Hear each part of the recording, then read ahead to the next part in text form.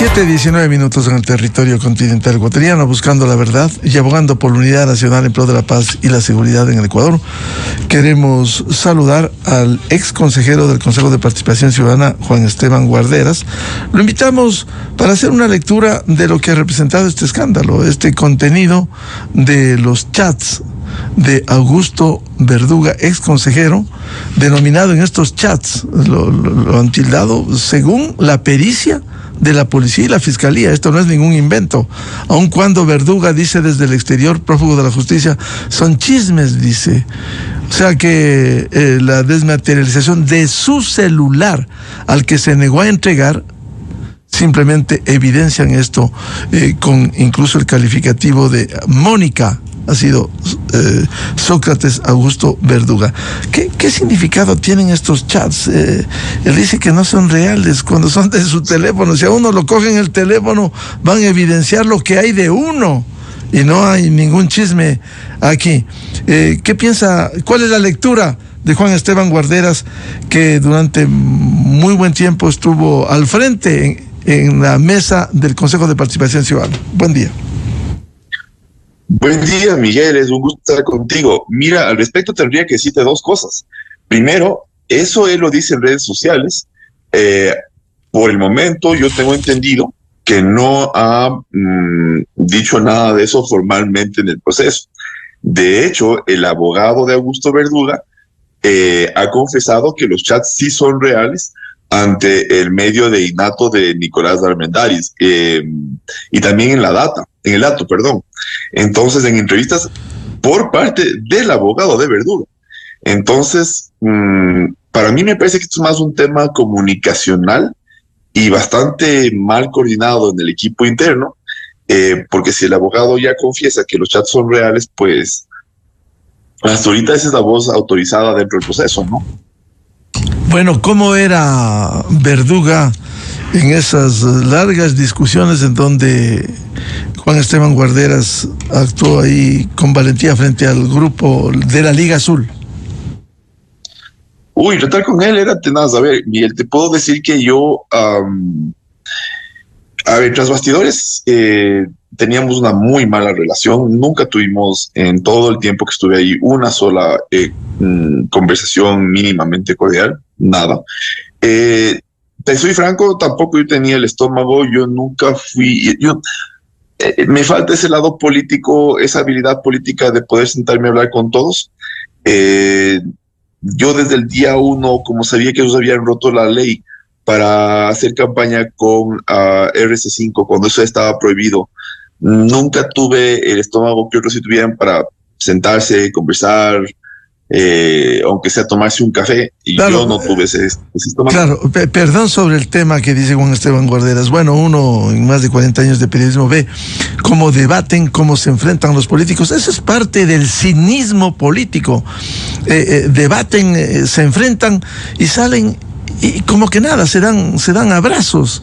Entonces, ese es la parte del doble discurso, la doble moral de los políticos, y ahí está un exponente. Ahora, siempre hubo esa confrontación pública en las sesiones del Consejo de Participación Ciudadana. Mira, Miguel, lo que pasa es que había de manera frecuente, se podía identificar que Verduga respondía a intereses de manera muy específica. Te doy varios ejemplos. A ver, primero, justo hace un poquito más de un año, nosotros estábamos en conflicto armado interno y Verduga intentó organizar una veeduría cuyo objeto era salvaguardar los derechos humanos de los miembros de los grupos de delincuencia organizada. Y eso no fue espontánea una idea de Verduga, sino que había sido en respuesta a un tuit que puso Rafael Correa. Entonces Rafael Correa pone el tuit y enseguida Augusto Verduga intenta implementarlo en el Consejo de Participación, y lo siento por la falta de modestia, yo lo frené. Y no solo eso, sino que, por ejemplo, Augusto Verduga, acreditadamente, y ahora se ven los chats, buscaba ser el precandidato a la presidencia por parte de Revolución Ciudadana, y al mismo tiempo él trabajaba en un reglamento para la Fiscalía General del Estado que abiertamente permitía que hayan narcopostulantes. Cuando yo dije que ese reglamento permitía que haya narcopostulantes, Él se ofendió y me insultaba, me decía mamarracho. Pero no solo eso, por ejemplo, en el caso de Nuria Butiñá, que ya sale dentro de unos chats, Nuria Butiñá eh, era una ex asambleísta del correísmo que quería ser parte del Consejo de la Judicatura y obviamente Verduga le apoyaba. Cuando yo le criticaba a Nuria Butiñá de cómo pretende, o sea, qué garantías nos da al país ella de que va a ser neutral, cuando hace pocos meses era asambleísta por parte de un partido político, Verduga me decía que soy nuevamente mamarracho. Entonces, ¿cómo era dentro? Mira, Miguel, lo más importante que que te puedo decir ahorita aquí en esta entrevista es que él era el vocero de una agenda partidista en un organismo en donde normalmente uno tiene que ser neutro. Y cada vez que él iba por ese lado de esa agenda partidista, pues yo lo frenaba. Y el último ejemplo que te puedo dar es el apasionamiento más fuerte. Verduga de largo era el que menos mociones presentaba, el que menos proyectos presentaba al pleno, ¿vale?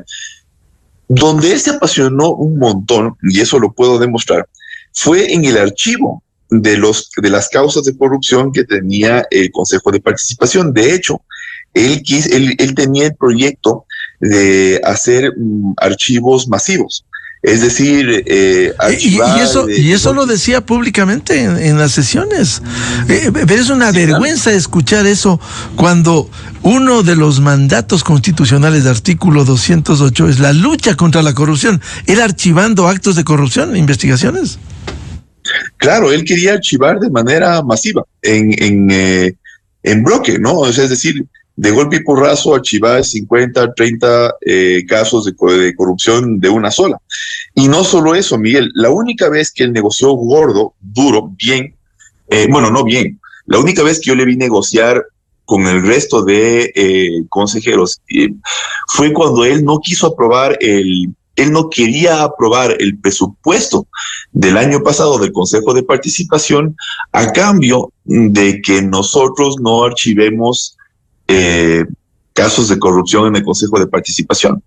So, obviamente, Miguel, yo ahí me oponía. Él realmente lo que quería era archivar y eso está en YouTube, eso se lo puede ver. Ese era su punto más importante, ¿no?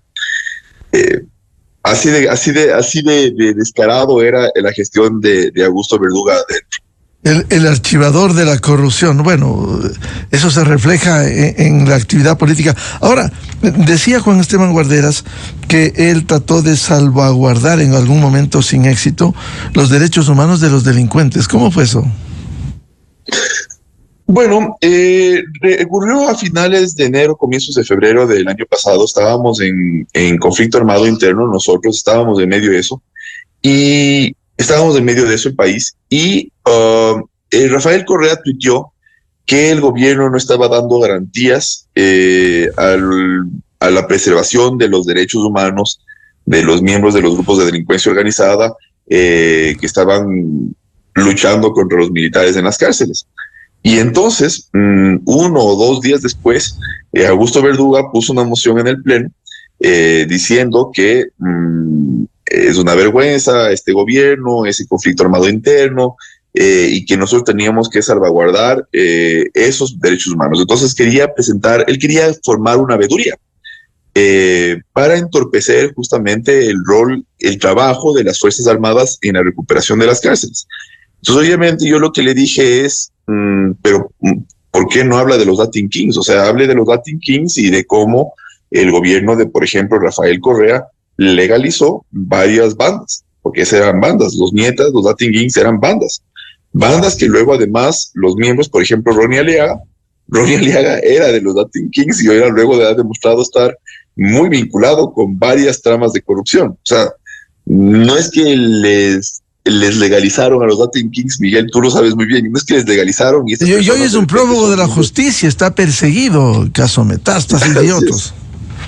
Así es, entonces más o menos demostraron cómo sería un Latin King dentro de las funciones del Estado. Pero claro, ahí se molestó, me insultó, pero lo clave es siempre la agenda correísta coincidía con él, uno. Y la otra cosa que no te he dicho también es importante, Miguel, la Liga Azul siempre votaba junta. Es decir, si es que quedaba alguna duda de que ellos habían llegado de manera conjunta y de que eran los alfiles del partido, del cártel, que opera bajo el nombre de Revolución Ciudadana dentro del Consejo de Participación, solo había que ver las votaciones.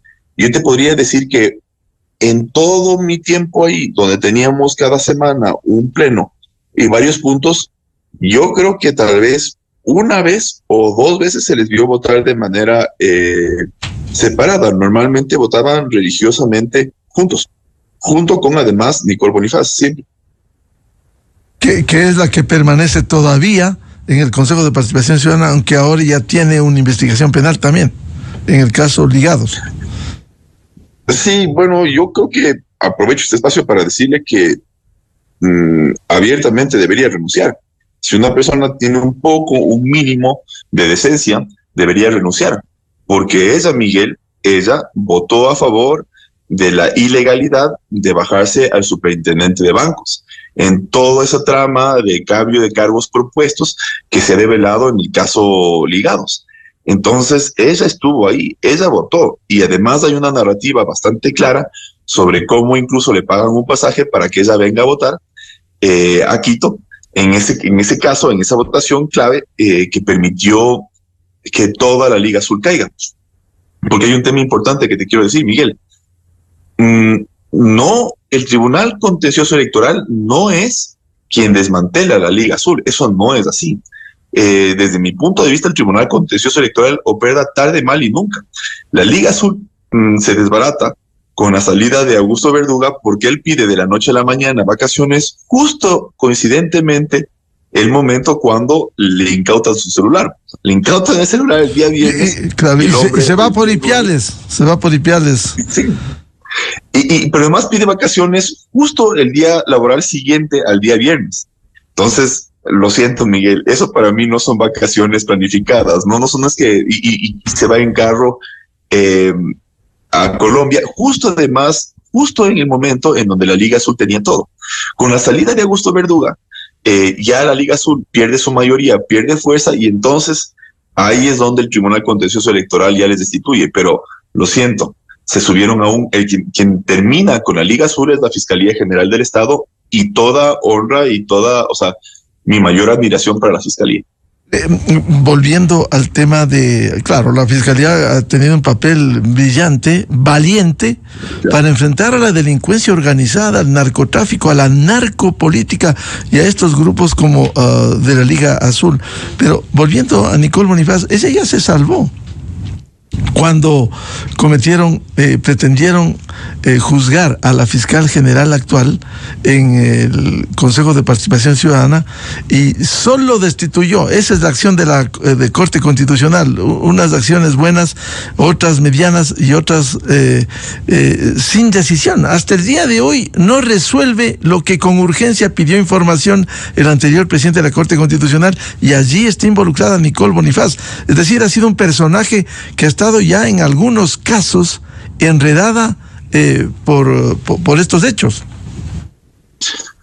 Miguel, a ver, Nicole Bonifaz, tenemos que empezar leyéndole que ella era la vicepresidenta de Allen Verdera. Entonces, cuando la Liga Azul tenía todo el poder en el Consejo de Participación, la vicepresidenta era Nicole Bonifaz, nada más y nada menos. En esa época, quienes combatían a la Liga Azul era Andrés Fantoni y Michelle Calvache, al comienzo, ¿no? Luego se va a Verduga, se va a Allen Verdera y subo yo. Y Nicole Bonifaz, tomemos en consideración su vicepresidencia con Allen Verdera, lo primero. Lo segundo, las votaciones. Ella votaba de manera permanente con la Liga Azul, tanto así que el reglamento para la Fiscalía General del Estado, que era lo que a mí más me preocupaba, porque, pequeño paréntesis, Miguel, si es que llega acá a este país una narcofiscalía, básicamente nos toca cerrar la Lanford y entender que ya vamos a ser México, ¿no? Un país en donde espacios territoriales importantes y espacios institucionales importantes ya son oficialmente cooptados por el narcotráfico. Pero ese reglamento, con ese riesgo, lo propuso, lo postuló en concordancia con Augusto Verduga, justo después de que Augusto Verduga haya hecho su tour nacional como precandidato para ser presidente con la Revolución Ciudadana. En consecuencia, Nicole Bonifaz es una pieza importante dentro de esta estructura que parcialmente fue desbaratada con la salida y ahora con el proceso penal que lleva a cabo con la investigación de la Fiscalía General del Estado. Sí, por supuesto, Miguel, y además hay unos temas, hay algunos chats que vale la pena recapitular, que ponen en evidencia aún más lo grotesco de esto. Mira, Miguel, hay un chat en donde el cartel dice que van a comprarle a ella un ticket aéreo para que venga a una votación. Eso, Miguel, es un beneficio. Eso es el pago, o sea, no le están dando plata, pero están dando un pasaje de avión. Y pagarle a alguien un pasaje de avión para que venga a cumplir sus funciones con un sentido muy específico de que vote a favor, por ejemplo, del cambio ilegal de la superintendencia de bancos, Miguel, eso es un delito. Y yo no entiendo cómo eso no se puede leer como una coima. Yo te puedo pagar a ti plata o te puedo dar un pasaje de avión, da lo mismo, ¿no? Te estoy pagando con un bien material concreto. Entonces, su participación con la Liga Azul es clara y grande como una casa. Ahora, ese pasaje que menciona Juan Esteban Guarderas debió haberle dado, si había una reunión, entendemos, el Consejo de Participación Ciudadana para su traslado a la sede en Quito. Ella, a ver, puede ser pagada por sus propios medios o eventualmente salir dentro del presupuesto del Consejo de Participación Ciudadana y Control Social. Para eso ella tendría que acreditar acciones fuera de la ciudad, pero tampoco era tan claro porque si ella no lo acreditaba, mira, Miguel, ella tenía su domicilio en Quito, ella no vino de las provincias. Entonces, salvo que ella haya acreditado acciones afuera de Quito, tampoco era el trabajo del Consejo de Participación pagarle pasaje de avión, pero en todo caso, quien no debía pagarle un pasaje de avión son sus otros colegas y sobre todo no condicionado a que ella venga y vote con ellos, ¿no? Eso ya, Miguel, para mí es de la A a la Z, entra dentro del tipo penal de la coima. Y revisando los chats que ha desmaterializado luego de hacer la pericia la Fiscalía General, es decir, son documentos reales, ¿cómo ve esta trama, estos diálogos con el prófugo en Bélgica, con la presidenta de la Asamblea Nacional que se presume, con el ex candidato presidencial de la Revolución Ciudadana, Andrés Arauz? Es decir, ¿esto era una trama? Miguel, mira, hay una palabra en lenguaje castellano que describe mejor este vínculo, ¿no? Y esa palabra es cártel. La definición de cártel tiene 4 elementos concretos. Primero, se trata de criminales o asociaciones criminales que llegan a acuerdos para coordinarse entre ellos, coordinar sus acciones para cumplir las ilegalidades. 2, para protegerse entre ellos. 3, para repartirse instituciones o territorios, todo con un fin criminal. Y eso, Miguel, es exactamente lo que vemos. Es criminal el reparto de instituciones, es criminal pedir puestos a cambio de instituciones, es criminal, por ejemplo, la obstrucción de la justicia. Entonces aquí tenemos un cártel. El cártel opera bajo el nombre de RC5. No es al revés la narrativa. Hay muchas personas que dicen los políticos son delincuentes. No, aquí hay delincuentes que operan bajo un nombre que es RC5. ¿Vale? Eso es lo primero. Y lo segundo, de manera protagónica opera alias Jerónimo, alias Ajicomote, que es Rafael Correa, opera específicamente en delitos de obstrucción a la justicia. En específico, la desaparición de información. Entonces, por ejemplo, vale la pena recapitular 2 chats. El primero ocurre directamente entre Augusto Verduga y Rafael Correa cuando allanan la embajada de México y capturan a Jorge Glass. Ahí lo que ocurre, Miguel, es que no pueden ser más descarados. En esta conversación, Rafael Correa le pregunta a Augusto Verduga qué tan graves eran sus chats con Jorge Glass. Y Augusto Verduga le dice, sí, son muy graves esos chats, las conversaciones con Glass, porque tenían, uno, las operaciones para tomarse el Consejo de la Judicatura, dos, el apoyo a Nuria Butiñá, que ya lo mencioné al comienzo de esta entrevista, Miguel, que es esta ex asambleísta que los correístas querían posicionar en el Consejo de la Judicatura, y además ahí señala otro tema que es muy propio de los cárteles, que es la desaparición de información. Entonces Augusto Verduga le dice a Correa, Jorge Glass tiene, y cito, la buena costumbre de borrar sus chats, y él también lo hace, pero lo duda. O sea, le plantea esa duda a Rafael Correa. Y el otro caso de desaparición de la información es cuando están allanando el Consejo de la Judicatura, la Fiscalía, y alias Minerva, que es Yadira Saltos, ella le confirma que están allanando el complejo a Rafael Correa. El Consejo de Participación Ciudadana. Sí, perdón, el Consejo que están allanando, el Consejo de Participación Ciudadana, y en ese momento Minerva, que es Yadira Saltos, le comenta a Rafael Correa, y están comentando todo eso, y le dice, mi asesor está yendo a botar los dispositivos electrónicos por la ventana de atrás. Eso es un delito, Miguel. Eso es un delito de obstrucción a la justicia. Tú no puedes ocultamiento de las documentos públicos. Claro. Así es. Entonces, Miguel, y ahí es donde participa en esos dos delitos el actual prófugo de la justicia, Rafael Correa. ¿Y con la acción y la complicidad de Augusto Verduga? En el caso de la embajada americana, sí, pero en el caso, por ejemplo, del allanamiento al Consejo de Participación. La embajada de México, cuando le sacaron a Jorge Glass. Disculpe, la embajada de México. Sí. Y en el caso del allanamiento al Consejo de Participación Ciudadana y Control Social, en coordinación con otra imputada por el caso Ligados, que es Yadira Santos, que opera bajo el alias de Minerva. ¿Qué otros chats le ha admirado de lo que se ha desmaterializado en la Fiscalía? Le admira Juan Esteban Guarderas.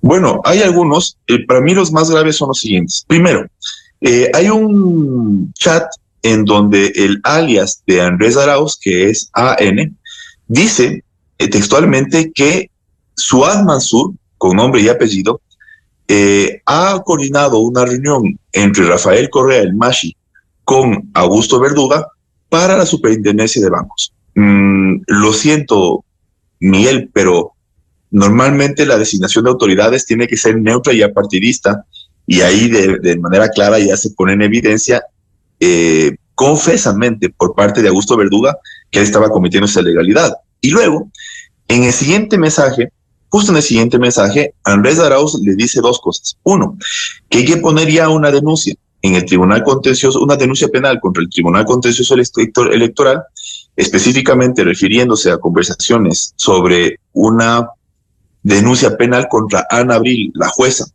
del Tribunal Contencioso Electoral, con el objetivo de que se le amedrente y se le dé miedo para que ella no les condene a los de la Liga Azul. Y dos, luego en el siguiente párrafo dice que ya tienen estrategias para los otros conjueces que no tienen que ver con denuncias penales. Dice así, lo siento, Miguel, ¿cuándo, en qué sistema es legal tener estrategias con los jueces directamente? En un juicio, uno espera que el juez, de manera imperturbada, de manera neutra, sin intromisiones, juzgue en derecho, sin estrategias, y eso lo dice el alias de Andrés Arauz. Ese es un chat gravísimo. Otro chat gravísimo. Mire, Andrés Arauz, cuyo seudónimo es AN, en una conversación con Augusto Verduga, dice que sí van a apoyar para que Raúl González sea el superintendente de bancos, pero que han pedido 4 puestos claves. Y no piden cualquier puesto como para darle a un amigo que esté sin trabajo. No, piden 4 puestos que les permitirían controlar temas gravísimos del sistema financiero nacional.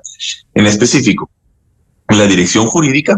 Segundo, 2 direcciones que controlan las bases de datos en donde están los depósitos de la información financiera de todos los ecuatorianos, en específico la Dirección de Tecnologías de Información, y dos, la Dirección de Estudios, que tienen todas las bases de datos. Y finalmente también piden la subcoordinación de lavado de activos.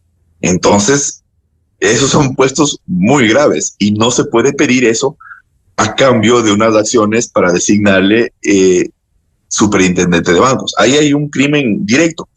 Otro caso y el otro, finalmente, Miguel, uno que es personal para mí, pero siento que me reivindica y la verdad me honra, es un chat también escrito por el alias de Andrés Arauz, que es AN, que dice que justo después de mi destitución, él habló con Jorge Glass y, cito, se emocionó mucho de la destitución de Guarderas.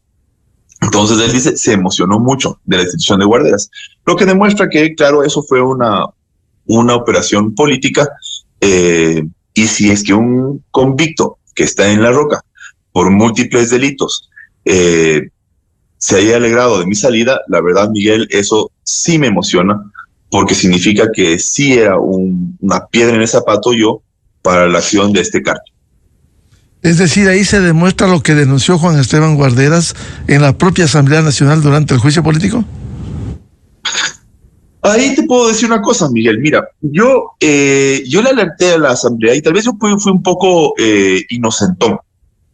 Cuando yo intervengo en la Asamblea, yo le prevengo a la Asamblea y le digo que lo que está en riesgo es lo siguiente, que el partido Revolución Ciudadana se tome las instituciones que tenían que ser designadas a corto plazo, al menos eso de manera certera, en el 2025, que son 5 instituciones muy importantes: Tribunal Contencioso Electoral, Consejo Nacional Electoral, Consejo de la Judicatura, Defensoría del Pueblo y Fiscalía General del Estado, mi Ecuador, para su futuro político. Lo que yo no me imaginé, y ahí sí digo que pudo haber sido un poco inocentón, es que la Liga Azul con tanto poder iban a irse para atrás, cometiendo las ilegalidades de deshacer las designaciones que ya estaban consolidadas por el Consejo en donde yo participé. Claro, eso fue una audacia de la Liga Azul, ¿no? Demostrar, pisotear todo. Sí, Miguel, pero ahí viene el tema. Se chumaron con el poder. Se chumaron con el poder, Miguel, porque si eran un poco más cautos y no cometían la locura de deshacer la superintendencia de bancos y cometer esa ilegalidad, posiblemente seguirían ahorita en sus cargos y tendrían la posibilidad, por ejemplo, de designar el Consejo de la Judicatura, lo que condicionaría la justicia de todo el país. Entonces, por la ambición muere el lagarto. Y eso fue lo que ocurrió con la Liga Azul. Gracias a Dios, Miguel, gracias a Dios. Porque si no, ¿cuál sería el panorama si seguían ellos? Vendría el Consejo de la Judicatura, Defensoría del Pueblo, Fiscalía General del Estado. Pero además también en la parte electoral, Miguel, que es para mí el pastel de los pasteles, desde donde si uno controla el poder electoral y desde ahí se cometen ilegalidades electorales, uno condiciona todo el sistema político ecuatoriano para el futuro, que son 2 instituciones, el Tribunal Contencioso Electoral y el Consejo Nacional Electoral. Eso también lo tenía en sus manos la Liga Azul. Entonces, de cierta forma podríamos decir, Miguel, de la que nos salvamos, de la que nos salvó Fiscalía General del Estado. Todas las loas a Diana Salazar. Ella es la que nos salva al país de que esas instituciones estén designadas por la Liga Azul, que era el brazo del cartel dentro del Consejo de Participación Ciudadana. Y con eso termino esta respuesta, Miguel. Hemos visto que es un cartel, es una trama, como tú bien dices, de delincuencia bastante profunda y bastante extensa, pero la pregunta es ¿hasta dónde va la trama? Porque para mí, de manera inequívoca, existe la posibilidad de que esto alcance a la Asamblea Nacional, y ayer lo anuncié. Yo voy a solicitar que se investigue a Esther Cuesta, que era la presidenta correísta durante la campaña electoral de primera vuelta, porque ella hace acciones inequívocas para retrasar la posesión. Incluso envía una carta al Consejo de Participación Ciudadana, envía una carta pidiendo qué mismo van a hacer, cuando ahí no había discusión con el actual superintendente de bancos, Roberto Romero. Exactamente, Miguel, y eso lo puedo decir, a ver, para que tu público lo tenga muy claro. Existen chats, muchos, en donde se habla de la importancia de que la Asamblea le apoye a la Liga Azul, retrasando la designación, la posesión de Romero von Búfal, para que se pueda posicionar a Raúl González, que era la persona que el correísmo quería. Es decir, el correísmo no quería a Romero von Búfal y el correísmo quería Raúl González. Para eso la Liga Azul tenía que actuar, y para eso la Asamblea Nacional no podía posicionar ya a Romero von Búfal. De hecho, hay querían los cargos, ¿no? Querían cargos claves. Exacto. En la superintendencia, una audacia. Exacto. Agarra lo que puedas, lo dice, ¿no? Exactamente. En ese chat, justo antes del agarra lo que puedas, en esa conversación está Augusto Verduga chateando con el alias que se presume de Andrés Arauz, y Augusto Verduga y alguien dice,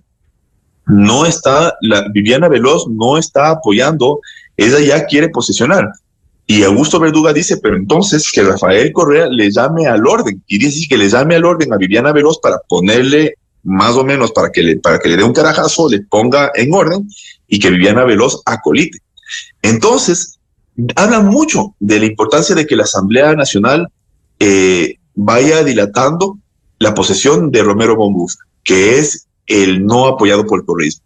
Y ahí Esther Cuesta llega al cargo de la dirección de la presidencia de la Asamblea Nacional, y Esther Cuesta manda una misiva totalmente totalmente artificiosa, diciendo que no sabemos cuál es el periodo, que por favor el Consejo de Participación, que la Liga Azul le especifique el periodo del siguiente superintendente para ella posteriormente posicionar.